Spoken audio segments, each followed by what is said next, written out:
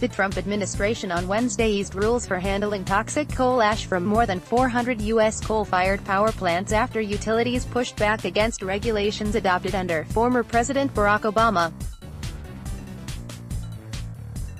Environmental Protection Agency (EPA) acting administrator Andrew Wheeler said the changes would save utilities roughly $30 million annually. The move represents the latest action by Donald Trump's EPA to boost the struggling coal industry by rolling back environmental and public health protections enacted under his predecessor. It pushes back the deadline to close problematic ash dumps and gives state regulators flexibility in how they deal with the massive waste piles that result from burning coal for electricity. Environmentalists argued the administration is endangering the health of people living near power plants and ash storage sites, while industry representatives welcomed the announcement.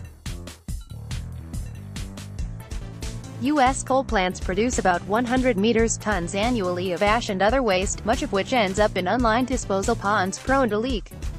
Some have been in use for decades.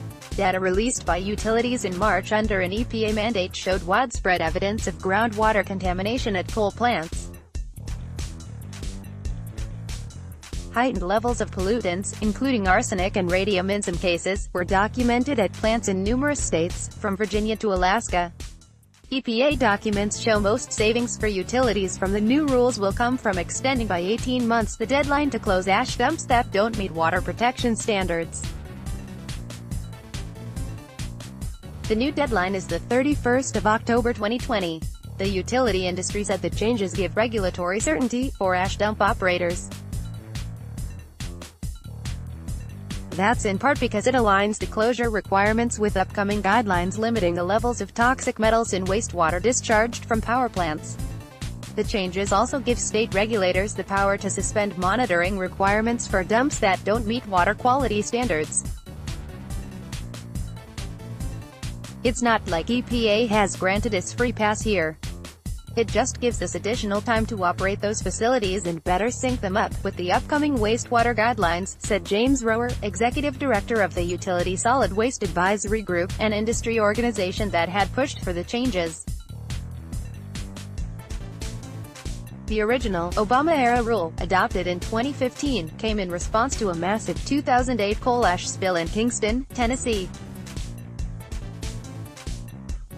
A containment dike burst at a Tennessee Valley Authority power plant and released 5.4 cubic yards of ash.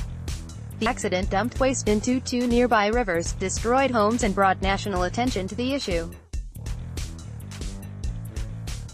Attorney Larissa Liebman with the Waterkeeper Alliance said the costs saved by utilities won't simply go away. Instead, she said, they'll be borne by communities that are forced to deal with contaminated water. We think it's fundamentally unfair. Liebman said, the rules that were created in 2015 were already very much to the bare minimum.